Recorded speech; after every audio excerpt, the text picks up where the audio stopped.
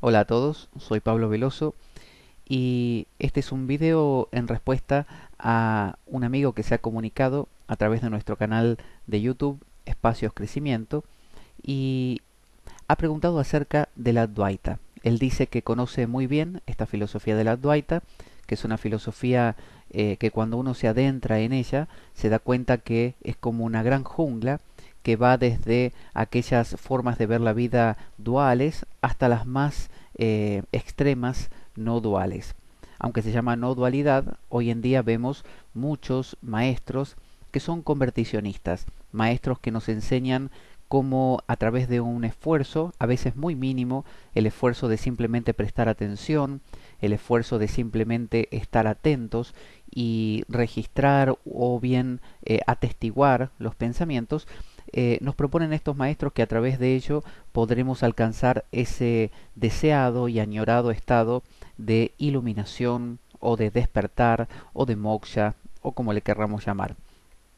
Entonces, este amigo dice que conoce muy bien la filosofía Advaita, se ve que ha leído mucho, eso es muy bueno, pero que siente que pese a todo resulta difícil despertar.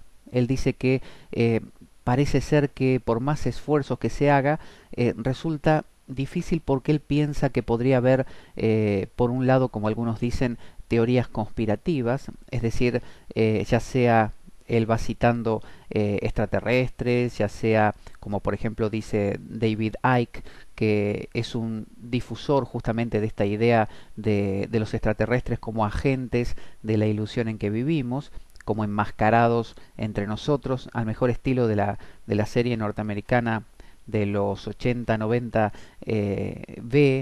o V en España, Invasión Extraterrestre, que justamente eran como lagartos encubiertos en piel normal que se entremezclaban en puestos políticos y toda clase de puestos de la sociedad y de esa manera iban dominando a la raza humana.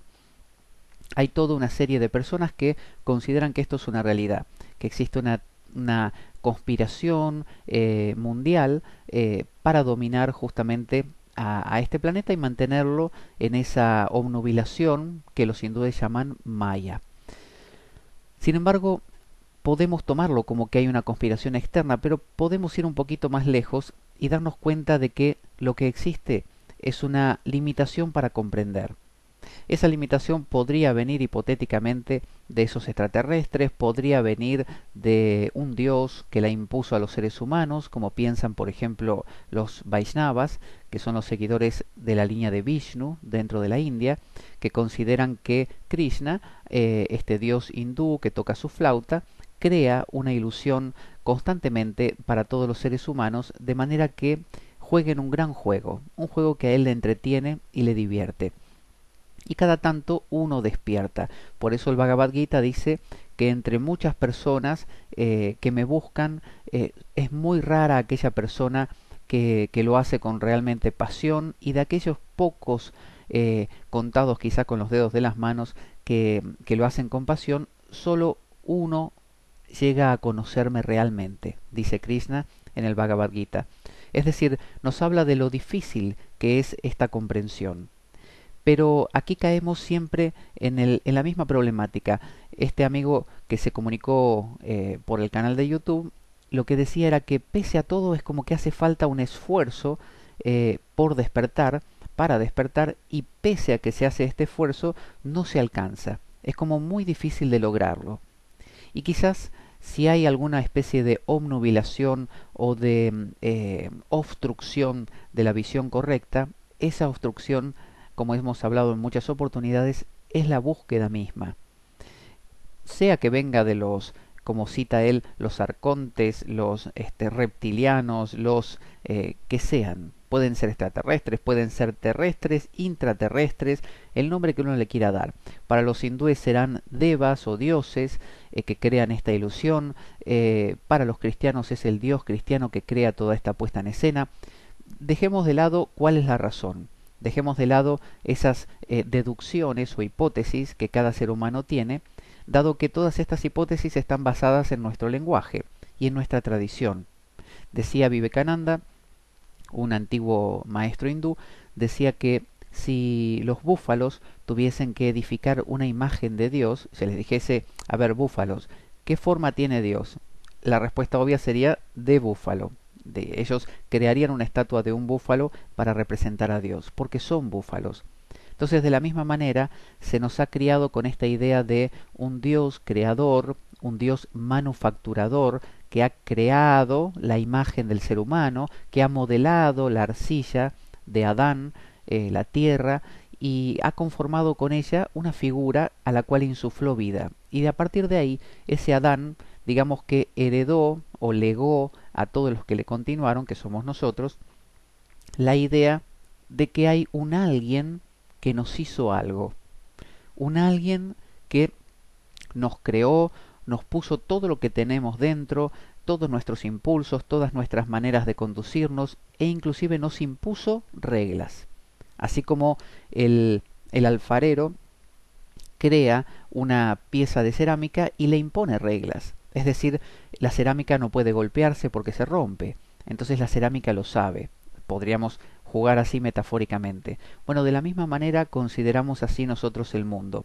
Y supongamos que nos despegamos o soltamos el paradigma cristiano, ¿no? La manera de ver la vida cristiana, muy seguramente caeremos en reptilianos, arcontes o no sé, seres de Ganímedes o intraterrenos o algo, pero un algo externo, ya sean los maestros ascendidos de la línea de Saint Germain, o ya sea los dioses hindúes, los devas, o caeremos en cualquier otra mitología del mundo. Pero las mitologías y las explicaciones de lo que pasa son solamente explicaciones, y cuando lo decimos así, nos referimos a que aún en lo cotidiano, si yo me explico a mí mismo por qué me estoy sintiendo de esta manera en este mismo momento, o me explico por qué tal persona es como es, con respecto a mí o con respecto a los demás, estoy creando una historia. No tengo ninguna certeza de que eso realmente sea así.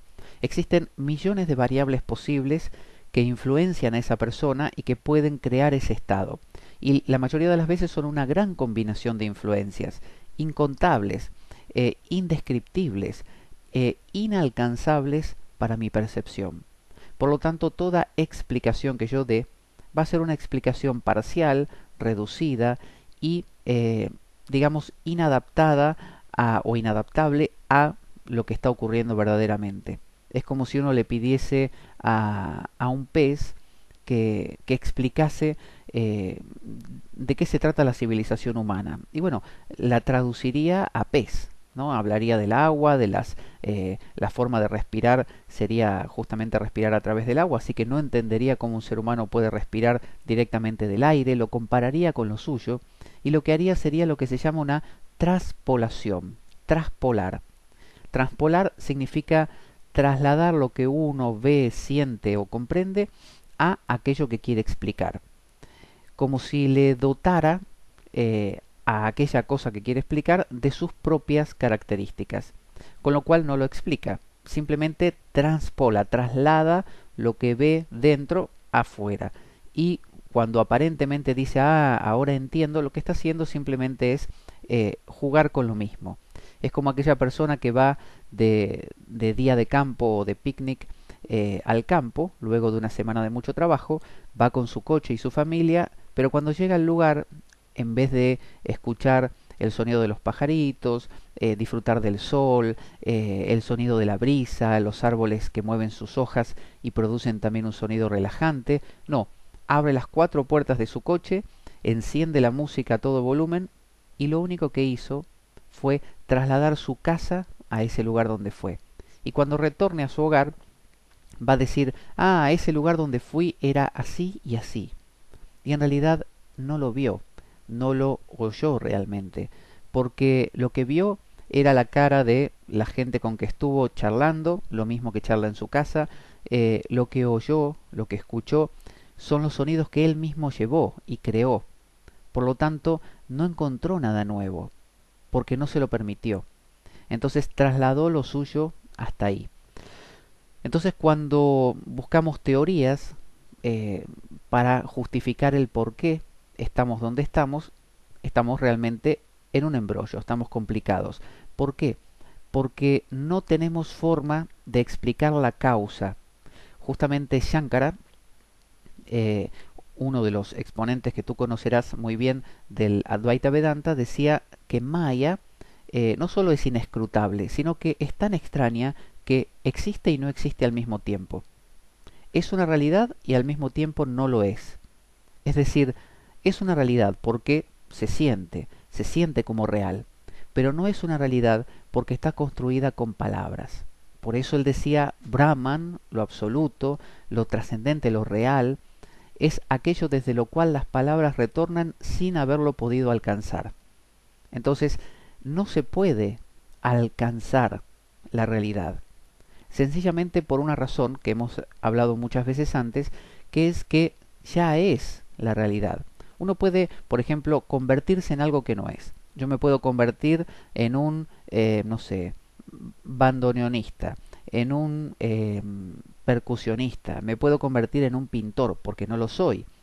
Pero si yo ya lo fuera, yo ya toco el bandoneón, o toco, no sé, el violín, o pinto, soy pintor, no puedo convertirme en algo que yo ya soy. Sería una falacia.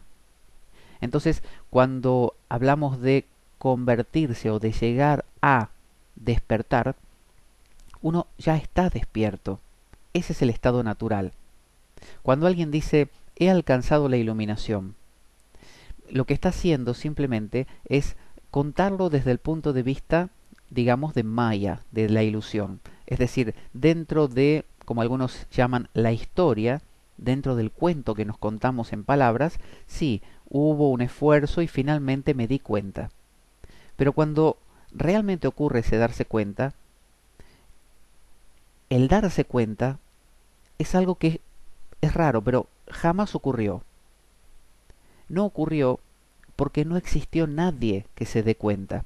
Pero mientras uno estaba creído en esa ilusión, ese uno que hacía esfuerzos era real, ese darse cuenta añorado era buscado y era real, y cuando se alcanzó finalmente, no fue más real. Pero no fue más real mirando como si dijéramos mirando hacia atrás, hacia el pasado, nada, nada.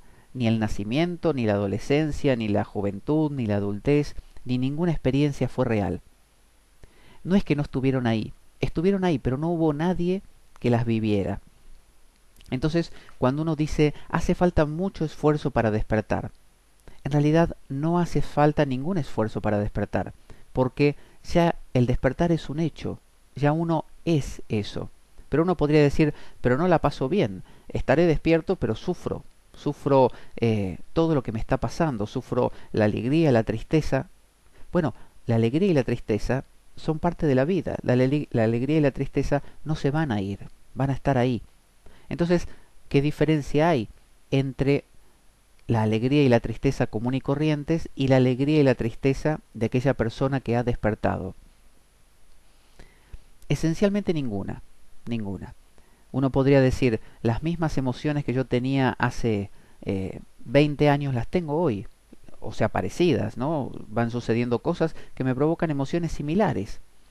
Alegría, tristeza, enfado, no sé, depresión, miedo, cualquier emoción. Solo que ahora no puedo decir sé, ahora hay un saber de que eso no le pertenece a nadie. Entonces esas emociones ya no son combatidas, ya no hay un centro desde el cual todo eso se digite o se maneje como si uno tuviera el control de todo ello. Uno descubre que no hay control, que ese supuesto yo, que sigue estando ahí, es decir, sigue habiendo un yo social, sigue porque está construido con palabras y nuestra cultura está construida con palabras. Si a partir de mañana hubiese una bomba nuclear y no quedase nadie en la Tierra, y los pocos que quedasen estuviesen, como se suele decir, despiertos, y decidieran crear una cultura sin lenguaje, bueno, probablemente al no haber un lenguaje, habría una sensación de yo, porque esa sensación de yo aparece a los 2 años y medio y todos la tienen de por vida. Sin embargo, no habría un yo semántico, no habría un yo de palabras, no habría un yo de sustantivo, porque no habría un lenguaje. Supongamos que el lenguaje fuese onomatopéyico, fuese sonidos nada más, al mejor estilo del hombre de las cavernas. Bueno, probablemente esa gente viviría sin una sensación de ser un yo, con sensación de ser un algo o un alguien, pero no de ser un yo. Entonces no habría la sensación de yo y mío al estilo que conocemos todos los días.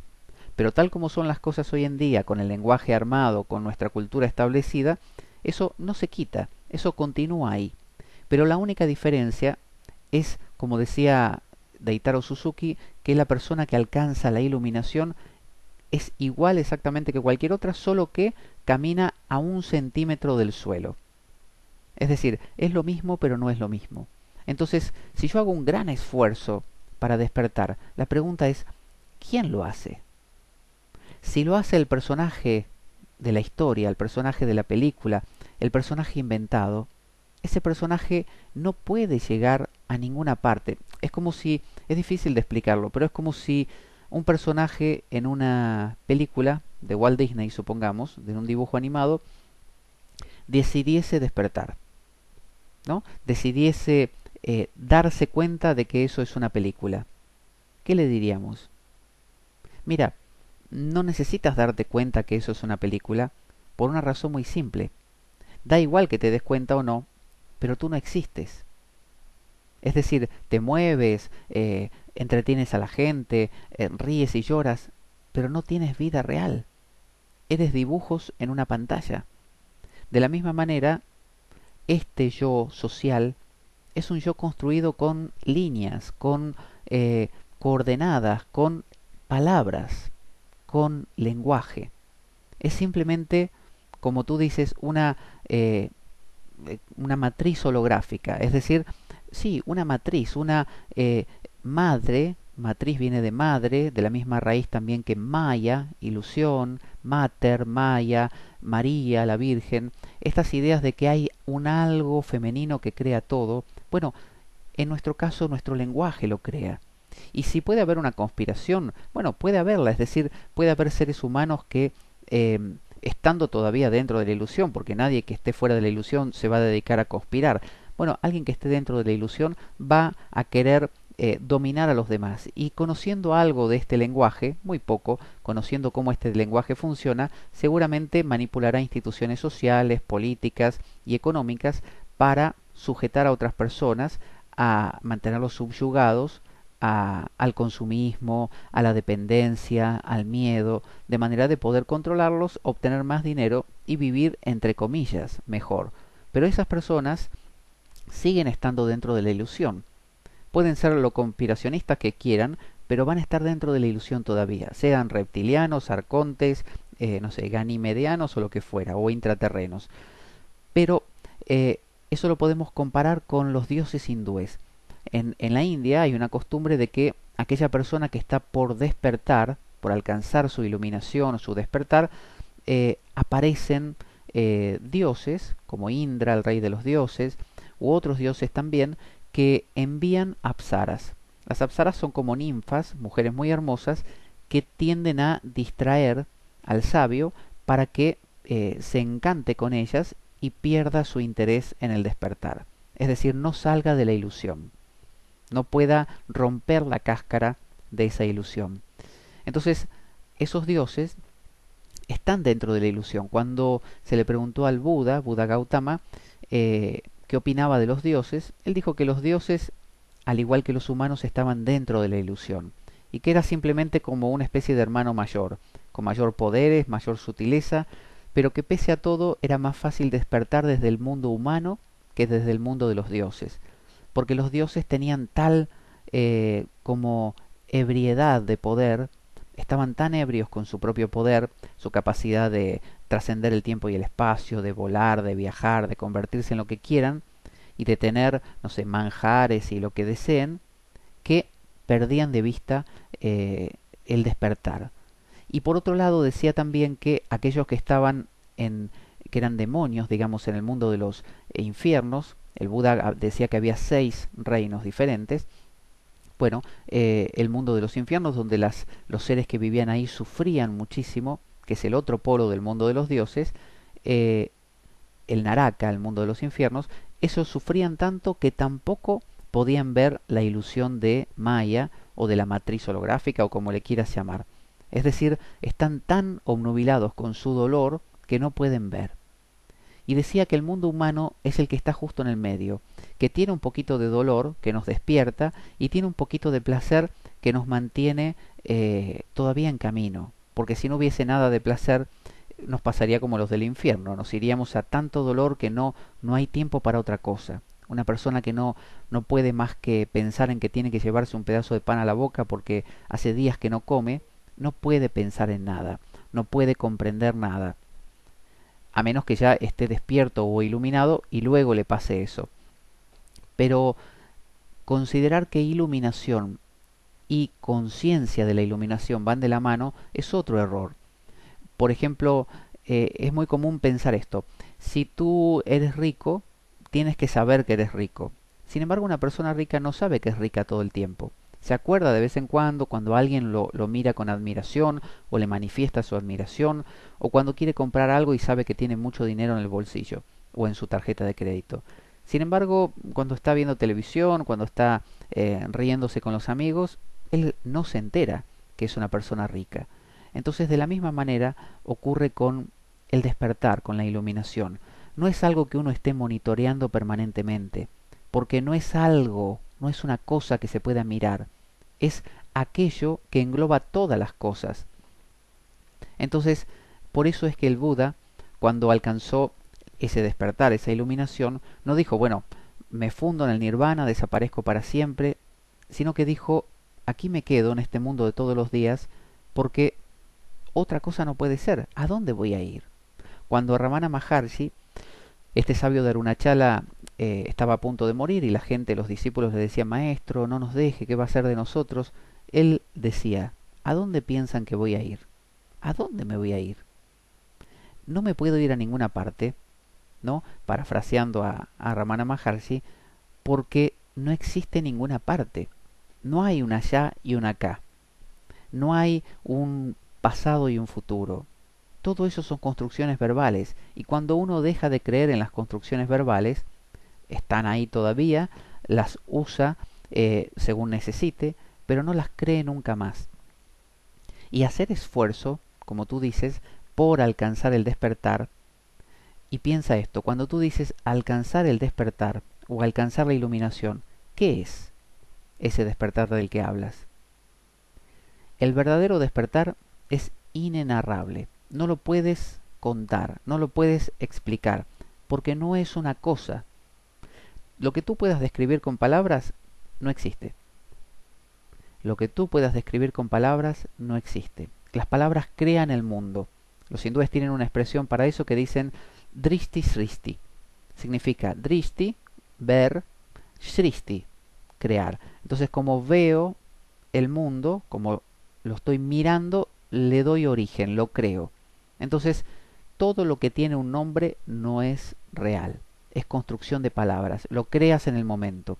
Se dice que cuando los españoles llegaron con sus carabelas, con sus barcos a la tierra de América, los indígenas que miraban en el horizonte esos barcos veían manchas, es decir, veían una gran mancha negra, por ejemplo, o marrón, pero no sabían decir qué era.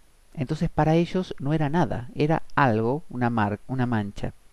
Para alguien que había visto barcos en su vida y barcos grandes, ver un galeón o una carabela es ver un galeón o una carabela, es obvio, eso es un barco.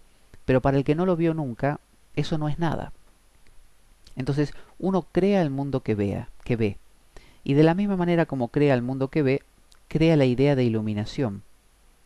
Y ese es el problema más grave, porque cuando uno le dice, mira, la física cuántica explicó que la mesa no es sólida, que está compuesta por vibraciones y esto de los corpúsculos y cosas por el estilo, uno aprende y dice, bueno, está bien, lo entiendo. Pero se va refugiando en alguna otra cosa que sí es verdadera, ¿no? Entonces va diciendo, bueno, Dios es verdadero. Poco después empieza a descubrir que Dios es producto de las tradiciones, que en todas las culturas hay un diluvio, en todas las culturas hay un Dios creador, en todas las culturas, y dice, tampoco. Bueno, entonces pongo más arriba mi, mi seguridad. ¿Dónde la pongo? Entonces me invento algo que es fantástico, la idea de iluminación. Va a pasar en algún momento, me convenzo a mí mismo, si yo hago el esfuerzo suficiente, aunque me han explicado que es un esfuerzo sin esfuerzo, es raro, es difícil, pero voy a alcanzar algo que se llama iluminación. Y cuando lo alcance, voy a caminar tranquilo por la vida, voy a sonreírle a todos, voy a vivir en un mundo donde todo está bien. Y voy a saber todo el tiempo que estoy iluminado. Y voy a tener una actitud de Buda. La gente me va a seguir, me va a admirar, haré un milagro de vez en cuando, si tengo ganas, y si no, simplemente pasaré desapercibido. Pero estaré en un estado de eh, ecuanimidad absoluta. Encantador. Es una historia muy agradable. Es algo que es como un cuento de hadas, así como nos contaban de pequeños que iríamos al cielo con Dios y que ahí todo estaría bien, nos reencontraríamos con nuestros abuelos que habían muerto y que estaríamos, no sé, pasándola bien en los jardines del Edén o de la Jerusalén celeste por siempre.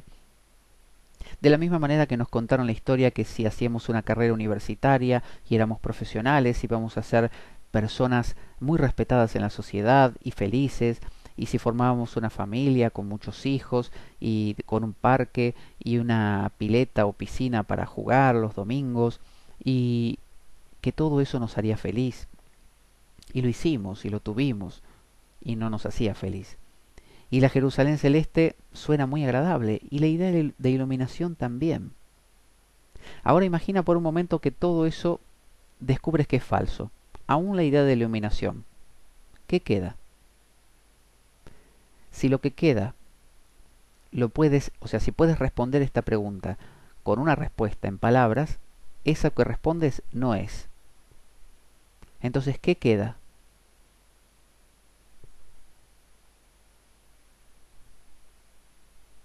Esto. ¿Qué es esto? Esto. No tiene nada de místico, no te atrae, no tiene nada de fantástico, no te llama la atención como que te va a cambiar la vida y esto es algo realmente diferente a todo lo que viví antes. Es que la iluminación no es algo más, no es algo mejor que, o peor que, o diferente a, no es, no existe. Entonces, todo lo otro, todo el otro esfuerzo que se hacía, el ansia por alcanzar, el estudiar la literatura del Advaita Vedanta, de Shankara, Ramana Maharshi, Nisargadatta, o todos los maestros del Advaita actuales, sobre todo los converticionistas que nos incitan a de maneras muy sutiles, por ejemplo Eckhart Tolle, que al estilo converticionista nos dice, bueno, no hay que hacer nada, pero hay una guía para la iluminación. Si, si él lo propone como un juego, como diciendo vamos a jugar a que esto es así, está muy bien.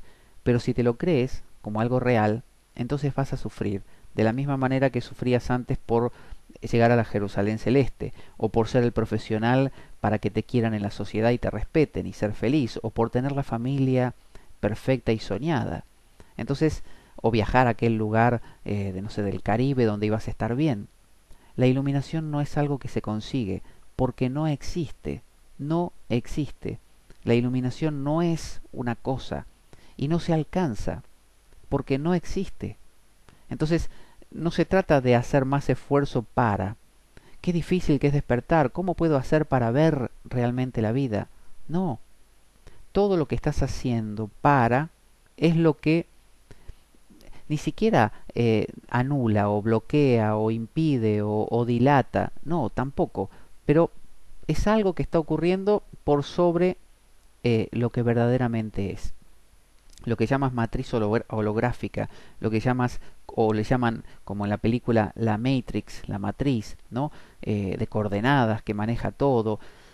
Cualquier idea de extraterrestres y de conspiracionistas terrestres, intraterrenos o de lo que fuera, es una historia muy agradable, muy entretenida, que te moviliza, que te hace sufrir, que te hace, no sé, escribir libros, dar charlas o lo que fuera, pero que en el fondo es una historia simplemente.